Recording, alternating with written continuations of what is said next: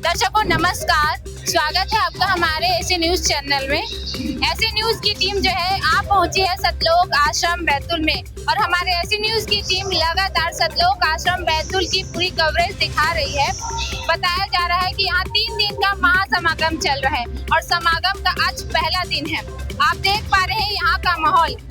अभी शाम के 7:30 बज चुके हैं और यहाँ चारों तरफ लोग शांतिपूर्ण बैठकर, लाखों की संख्या में लोग बैठकर शांति से अनुशासन से वीडियो देख रहे हैं। जब ये वीडियो देख लेंगे उसके बाद इनसे जानेंगे कि आखिर क्या खास बात है वीडियो में कि वे इतने ध्यान पूर्वक इस वीडियो को देख रहे हैं। इस वीडियो के बारे में पूरा जानकारी लेंगे, तो अंत तक बने रहे हमारे ऐसे न्यूज के साथ। दर्शकों यहाँ के लोग जो है वो वीडियो को देख चुके हैं और बता रहे हैं कि ये वीडियो जो है वो सिर्फ यहाँ नहीं बल्कि 12 और सतलोक आश्रम है वहाँ भी दिखाया गया है। तो चलिए जानते हैं वीडियो के बारे में पूरा डिटेल से। नमस्कार सर। नमस्कार सर, अभी जो आपने यहाँ सतलोक आश्रम में जो वीडियो लगाया गया था उसके बारे में पूरा डिटेल से बताएं। कबीर साहिब जी के ऊपर जो यातनाएं हुई थी उनको सरसों के गरम खौलते हुए तेल पे बिठा दिया गया था। खूनी हाथी के द्वारा उनको मरवाने की साजिश की गई थी और शेख तकी ने परमात्मा के बारे में झूठी चिट्ठी डाल दी थी कि ये जो निरुपुत्र है कबीर जी जुलाहा है वो पूरे काशी नगर को 3 दिन का मोहन भंडारा कराएंगे। तो ये यातना का मेन जड़ यहाँ से उत्पन्न हुआ था कि वहाँ पे जो मुसलमान धर्म के थे और हिंदू धर्म के जो साधु संत थे उनका परमात्मा सच्चाई से, उनका कठोरता से उनका विरोध कर रहे थे। जो परमात्मा सच्चाई बता रहे थे लेकिन उनको वो गलत लग रहा था। उस समय उनका धंधा रोजी रोटी बंद हो रहा था। तो परमात्मा को वो लोग मारने की भी कोशिश किए, हर तरह से वो फैल हो गए।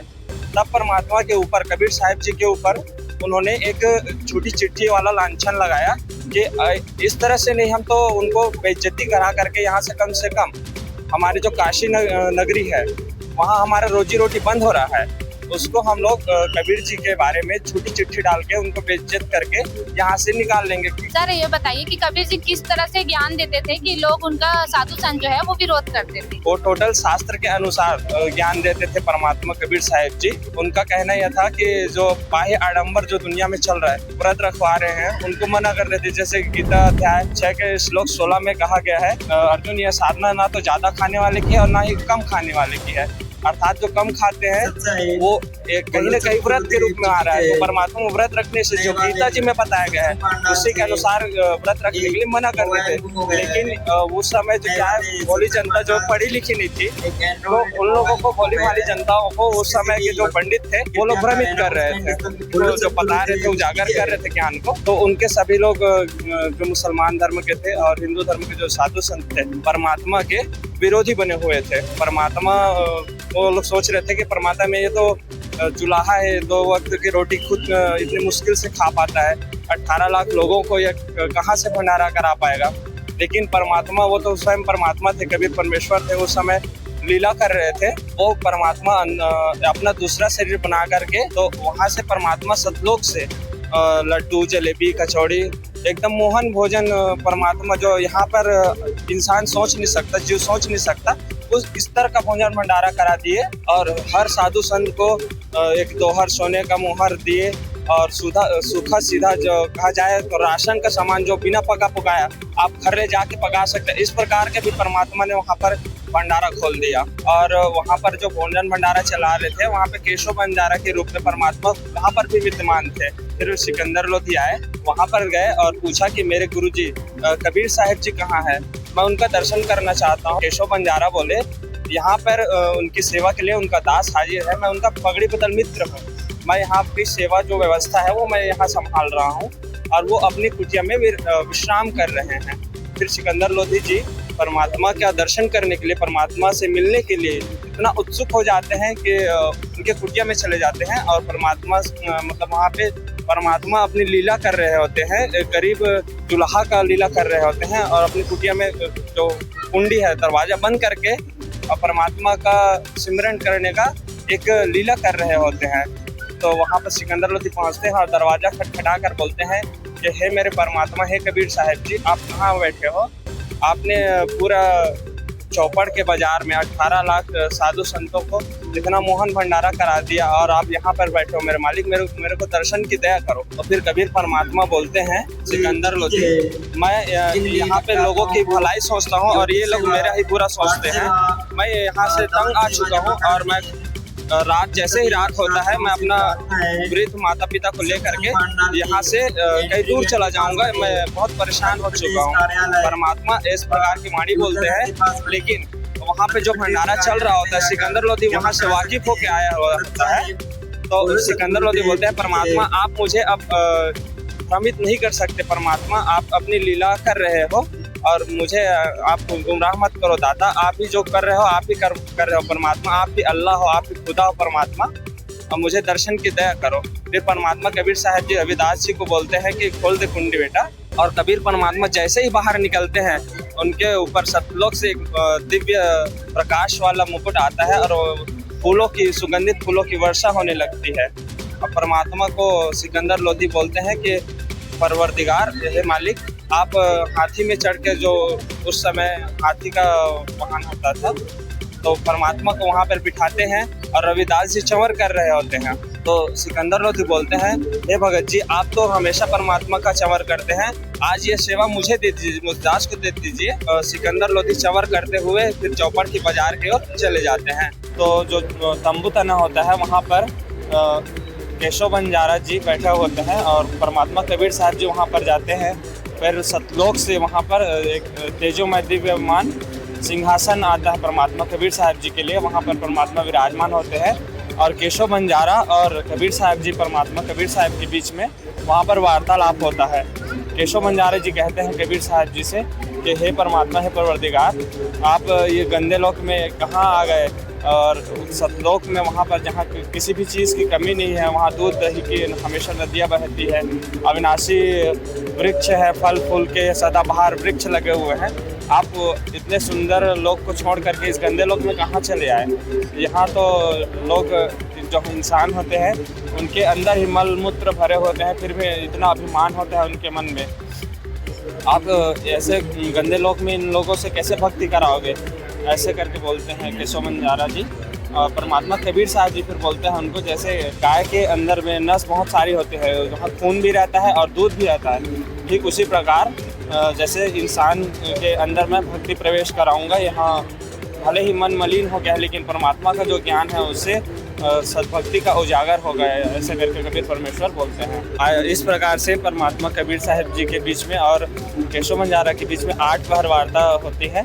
और फिर वहाँ जैसे भंडारा संपन्न होता है, जो सतलोक से यहाँ आत्माएँ आए होती है, वो जो भंडारा के जितने भी बचे हुए सामान रहते हैं उनको समेट करके बैल पे लाद करके सतलोक की ओर जाने लगती है।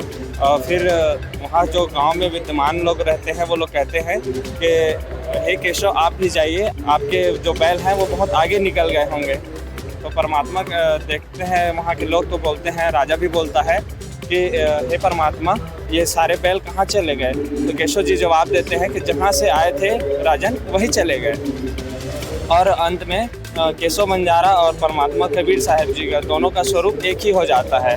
तो इससे यही मतलब निष्कर्ष निकलता है कि परमात्मा कबीर साहब जी ही केशव बंजारा के रूप में वहाँ पर भी लीला कर रहे थे और कबीर साहब के रूप में भी काशी में वो लीला कर रहे थे। परमात्मा सर्वशक्तिमान है, वो कुछ भी चाहे कर सकते हैं। परमात्मा कबीर साहब जी जो मतलब परमात्मा कबीर साहब से कोई भी चीज़ छानी नहीं है, वो हर चीज़ करने में समर्थ है परमात्मा कबीर साहब जी। धन्यवाद सर। मैम आपने वीडियो देखा है यहाँ? जी हाँ देखिए। तो वीडियो के बारे में बताएं।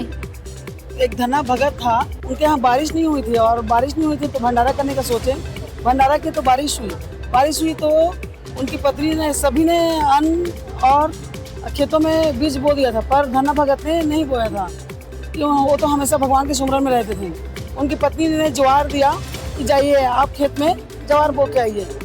पर ज्वार बोने जब जा रहा था तो 4 साधु आए थे कि 2 दिन से कुछ अन्न नहीं खाए थे। धना भगत ने कहा राम राम भक्तों। तो साधुओं ने कहा राम राम कहाँ से? बोले भाई पेट तो हमारा भरा नहीं है, भूख से मर रहे हैं। धना भगत ने कहा हमारे पास ज्वार का बीज है, आप लोग इसको खा के अपना भूख मिटा सकते हैं। तो मुझे बहुत अच्छी सीख मिली। जो खेतों में जा रहे थे अपने बच्चों के लिए अन्न बोने के लिए, उनका जीवन यापन करने के लिए साल भर का उनका स्टॉक रहता है। तो साधुओं को खिलाएं, और साधु खिलाने के बाद बहुत सोच में पड़ गए, चिंतित रहने लगे।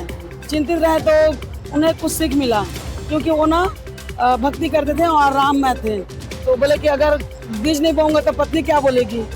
उसने कंकर उठाया, अपने हाथों से कंकर उठाया, कंकर उठा के डाली, और जैसे किसान बीज बोते हैं, बीज बोने लग गए।